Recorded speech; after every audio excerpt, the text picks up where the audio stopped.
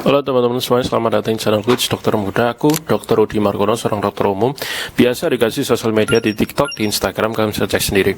Sebelum itu kami disclaimer bahwa tentang kolesterol ini, cara terbaik untuk tahu kolesterol adalah cek dengan darah. Bukan yang di ujung jari itu yang ditusuk, bukan. Tapi cek darah, ambil di vena, terus diperiksa ke lab. Itu yang paling valid untuk tahu kolesterol itu gimana. Dan puasa dulu ya, 8-12 jam. Terus yang kedua, kolesterol normal yang total itu kan di bawah 200. Terus LDL itu normalnya kurang dari 100. Habis itu HDL normal laki-laki itu minimal 50, buat perempuan minimal 40. Terus terakhir trigliserida itu normalnya adalah di bawah 150. Itu panduan dari dokter penyakit dalam yang aku tahu pada saat aku pendidikan. Dan nggak selalu kolesterol tinggi itu diobatin, teman-teman. Karena kolesterol tingginya itu sebabnya kenapa? Makanya aku saranin tadi, cek darah supaya tahu TG berapa, kolesterol total berapa, terus HDL berapa, itu lebih spesifik. Makanya untuk diobatin, sebelum kalian minum statin, simvastatin, segala macam, cek dulu darah. Jangan-jangan yang naik HDL, padahal itu baik kan? Gitu. Kita langsung aja ke tips yang pertama.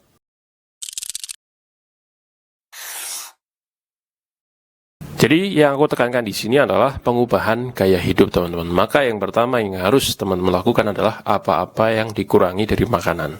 Ada 4. Pertama adalah lemak trans, yang kedua lemak jenuh, terus ada karbohidrat, karbo olahan ya, terus yang keempat itu adalah gula tambahan. 4 ini. Dan aku contohin beberapa makanannya yang viral, bukan viral, yang tren di Indonesia, yang sering dimakan orang-orang Indonesia. Contohnya nih, kayak misal daging-daging berlemak dan jeroan, kayak rendang, sate kambing, gulai kambing, sop buntut, rawon, empal, bakso, soto, tongseng, tengleng, kebuli kambing, kikil, gaji, babat, paru, jeroan. Nah itu, kalau teman-teman pengen daging, mending ayam aja.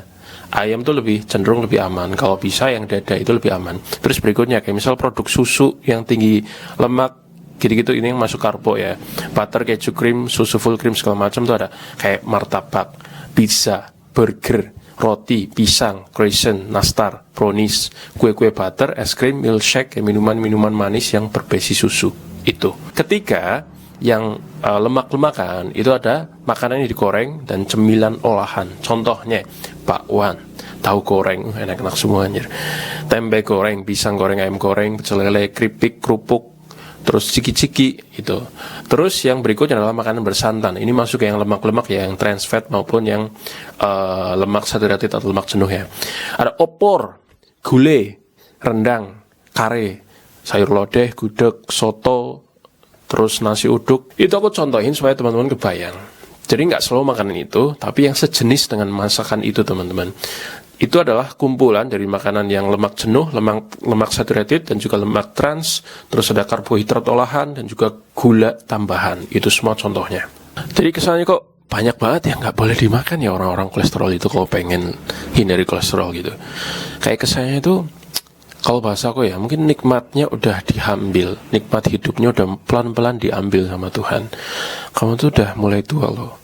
Kamu jangan sembarangan makan. Selama ini kamu makan sembarangan, minum sembarangan. Ayolah kembali ke alam yang lebih natural. Gampangnya gitu, kayak Tuhan tuh negur kita. Jadi bisa dibilang supaya kita lebih happy, nggak stres ya. Jadi kolesterol tinggi itu bukan cuma angka. Seakan-akan Tuhan tuh pengen ngingetin kita kalau masalah yang enak tuh bukan cuma urusan makanan doang, tapi badan yang sehat itu juga enak. Seakan-akan tuh pengen bilang gitu ya teman-teman. Itu yang pertama. Kenapa sih makanan-makanan yang tadi udah aku sebutin itu nggak boleh dikonsumsi berlebihan atau bahkan nggak boleh sama sekali buat orang kolesterol? Karena dia akan mengaktifkan enzim-enzim atau lipoprotein yang ada di liver, yang ada di hati. Dia akan bikin banyak LDL-nya. LDL-nya semakin banyak yang bikin numpuk ya, kayak serpihan-serpihan aterosklerosis namanya, di selang pembuluh darah kalian tuh jadi lebih banyak. Gampangannya kayak gitu. Jadi makanan-makanan yang mengandung lemak tadi, terus karbo segala macam, bikin gumpalan itu semakin banyak, teman-teman.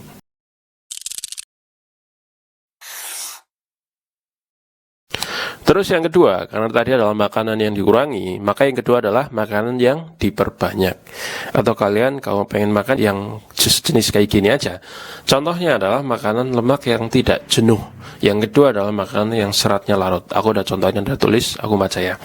Di sini contohnya kayak lemak tidak jenuh, kayak ikan laut yang bagus itu ada tongkol, tuna, cakalang, ikan kembung, ikan sarden. Cuman masaknya jangan digoreng. Selain digoreng, dipepes, dipanggang. Ya pokoknya jangan digoreng lah. Terus ada alpukat, kacang tanah, almond, mete, kacang kedelai, tempe, tahu, itu bagus tuh. Itu sumber protein atau sumber lemak yang tidak jenuh yang bisa teman-teman pertimbangkan yang punya kolesterol. Terus ada serat larut ya, kalian tahulah kayak buah, kayak sayur ya, buah misal jambu biji, apel, pir, jeruk, alpukat, pepaya, sayur-sayuran ada wortel, brokoli, terus ada buncis, bayam, kacang-kacangan, semua kacang-kacangan tuh bagus. Biji-bijian, oatmeal, ada oat, gandum utuh, nah itu bagus. Jadi seakan-akan tuh bahwa yang bagus-bagus kayaknya kok nggak seenak itu di awal. Kalau teman-teman udah kebiasa, habis itu udah berbulan-bulan, bertahun-tahun akan terbiasa sendiri ngerasa enaknya makan makanan yang sehat tersebut. Malah makan yang aneh-aneh tuh kayak merasa bersalah gitu, merasa berdosa, nanti terbiasa sendiri. Tips yang ketiga adalah, lain tidak bukan adalah olahraga dan penurunan berat badan. Olahraga itu adalah obat segala penyakit, teman-teman. Itu adalah cara termudah, termurah yang bisa kita lakukan siapapun, level ekonomi berapapun, dan untuk sakit apapun. Sakit-sakit metabolik ya, sakit yang berhubungan sama metabolisme kayak jantung, kayak paru, kayak stroke, apa segala macam. Olahraga yang kita lakukan, yang aku sering sarankan ke pasien, itu bukan olahraga yang langsung sempurna. Olahraga yang terbaik, aku berulang kali bilang bahwa olahraga yang terbaik adalah olahraga yang dilakukan, apapun itu. Buat orang Indonesia, yang penting datang aja dulu, lakuin aja dulu, nggak perlu perfeksionis kayak misal beli stopwatch lah, beli baju, beli sepatu, beli raketnya, segala macam, nggak. Kalian punya apa? Lakuin saat itu juga, sekarang juga, seadanya, pelan-pelan, sambil disempurnakan. Jadi kuantitas itu mengalahkan kualitas dan intensitas, teman-teman.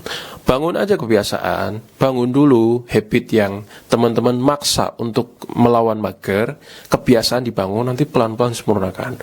Baru belajar masalah yang lebih advance, kayak misal olahraga ini lebih spesifik lagi, itu menghapus kalori berapa, tekniknya gimana gitu.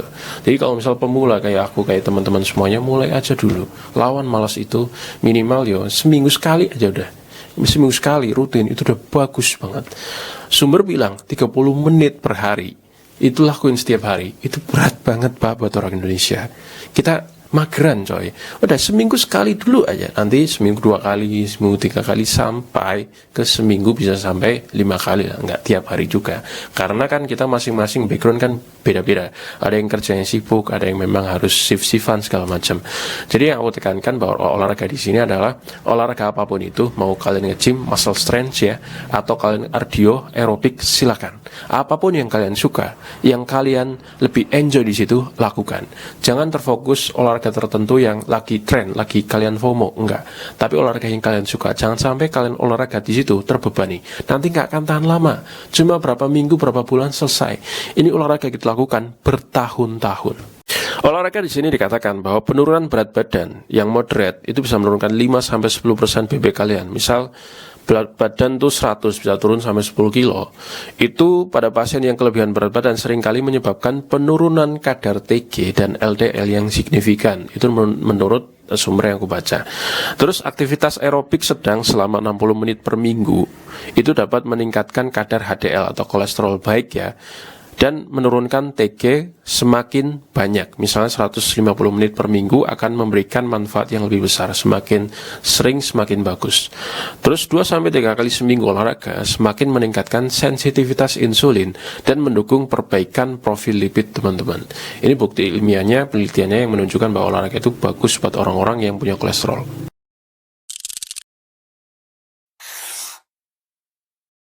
Tips terakhir yang aku saranin ke teman-teman semuanya adalah paket dari 3. Stop merokok, tidur tepat waktu dan tepat durasi, dan yang ketiga adalah kontrol stres dan juga emosi. Merokok itu adalah ladang subur segala penyakit, mau kolesterol, penyakit metabolik, paru, ginjal, stroke, apa segala macam. Faktor risikonya, jadi ada polanya, orang yang sering ngerokok itu sering mengalami sakit-sakit tersebut. Jadi memang rokok itu menyenangkan, itu bagi orang yang sudah kecanduan. Apabila rokok itu diambil, maka dia akan merasa kesenangannya itu udah nggak ada lagi. Dia stres, dia withdrawal, kayak sakau ringan. Jadi teman-teman kalau udah mulai rokok, terus nggak ngerasa enak, udah stop. ya jangan mulai juga sih.